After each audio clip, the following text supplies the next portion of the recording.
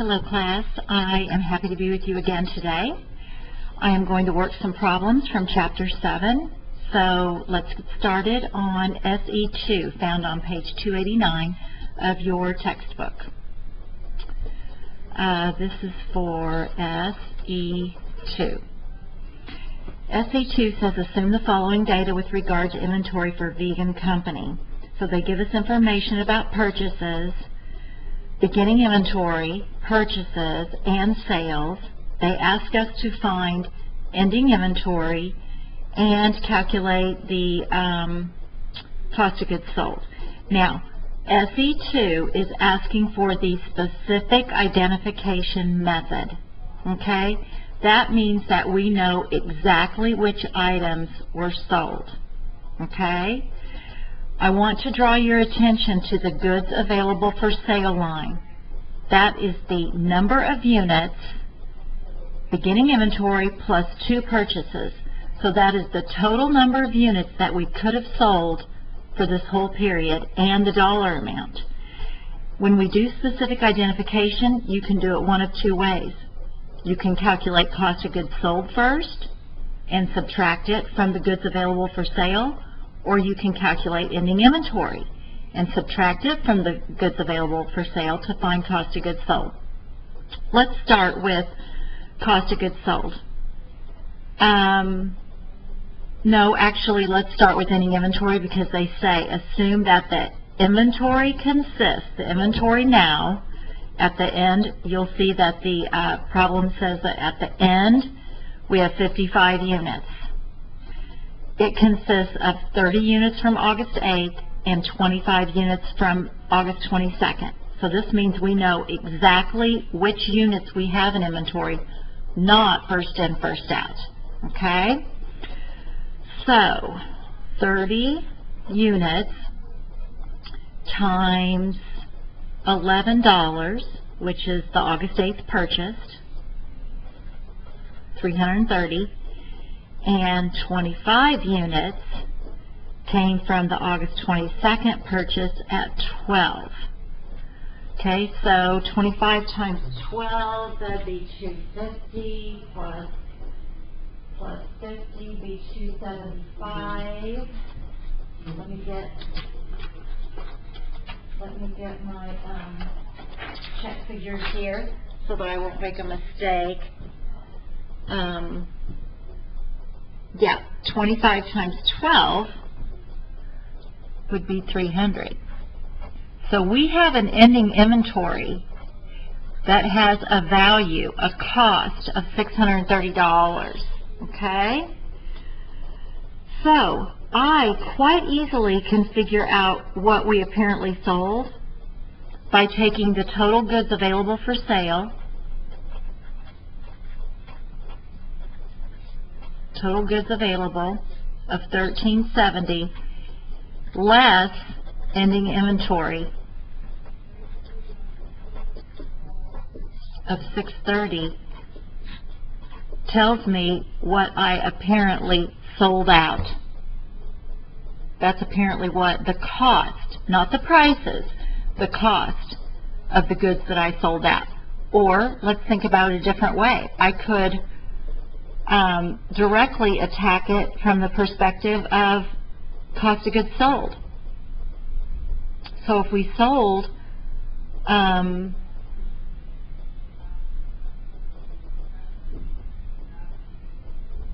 if we sold 125 minus 55,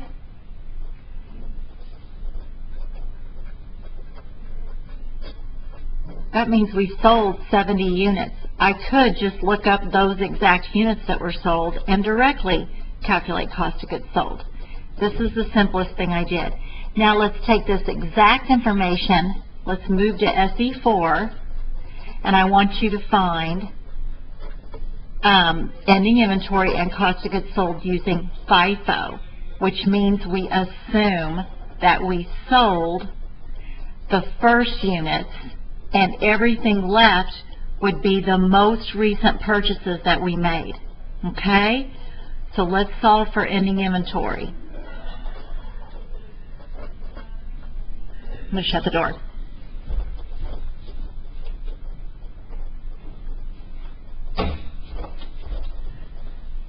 Okay, the problem tells us that ending inventory is 55 units. Okay, I no longer am interested in exactly which ones were sold, because I know that I manage my inventory first in, first out, and I cost my inventory first in, first out. So, we have 55 units in ending inventory. Okay, we're going to work up from the bottom. We're going to work up from the bottom of what happened. We made 2 purchases, one on August 8th, one on August 22nd. We're going to assume, start with August 22nd. We bought 35 units. We bought 35 units on August 22nd. We still have all those. Those were at $12 a unit, $420. Okay? Now, we need 20 more units to get us to 55 units. So we're going to assume that all 20 of those units came from the August 8th. We still have 20 of the units that were purchased on August 8th, and those were purchased at $11 a unit. So this assumes, assuming this, we have an ending inventory cost of $640, and this makes a lot of sense to me, because if you will look at your problem, prices increased a little bit every time we made a purchase. If you look at beginning inventory at 10, the first purchase at 8 or at 11, the second purchase on the 22nd at 12, then you will see that prices are rising. So if prices are rising, our ending inventory is going to be larger when we use first in, first out. And see, it's a little bit larger than under specific identification, because specific identification asks you to assume that 25 units came from that oldest purchase. Okay? So now, using our same format, total goods available for sale of $1,370 less ending inventory of $640 means that apparently our cost of goods sold is $730. Okay? All right. Very simple, very straightforward. This is why we like FIFO. This is why we're glad the world has changed to FIFO. Okay, now let's hop ahead. Let's take a look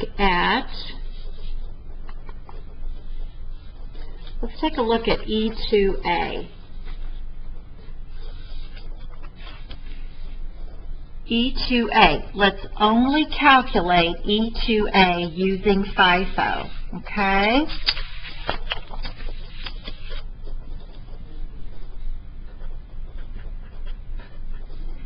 FIFO only. E2A lays out the information in pretty much the same way. You've got a beginning inventory. You made 4 purchases. You've sold 500 cases.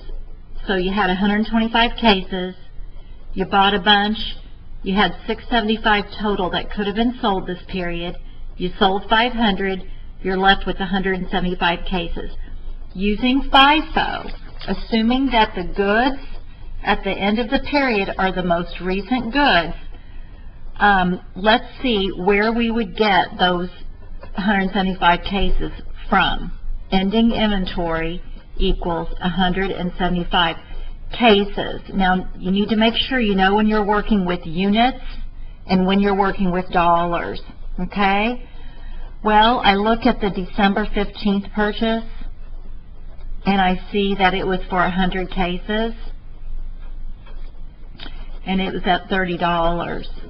So there's $3,000. Okay, I need 75 more cases in my ending inventory. Oh, look, they all would have come from the October 15th purchase, because it was for 150 cases, and we only need 75 more cases. And that was at $28. I think that's going to be $2,100.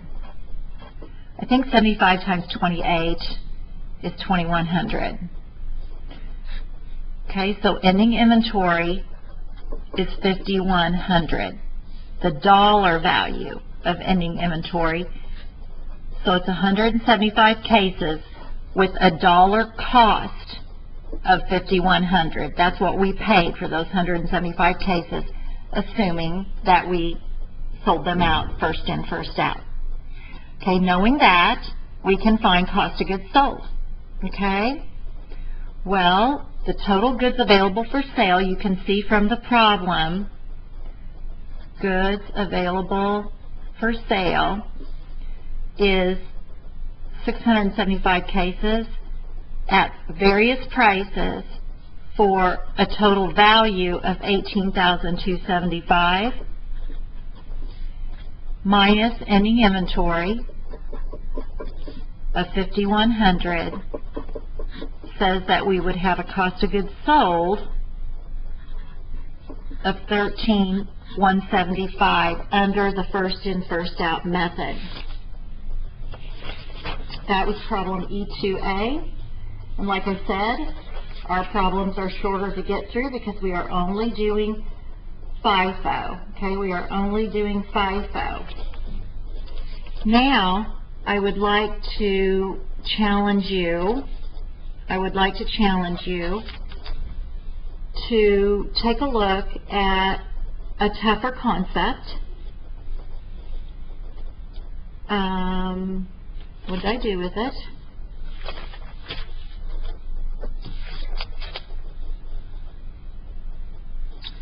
I want to talk about how we would estimate our inventory if we weren't keeping track of each transaction. Take a look at E9A, the gross profit method. Oh, you know what? At this time, I am going to switch to another video because if these get too big, I'll have trouble posting them for you. So let me start a new video for this one. Thank you.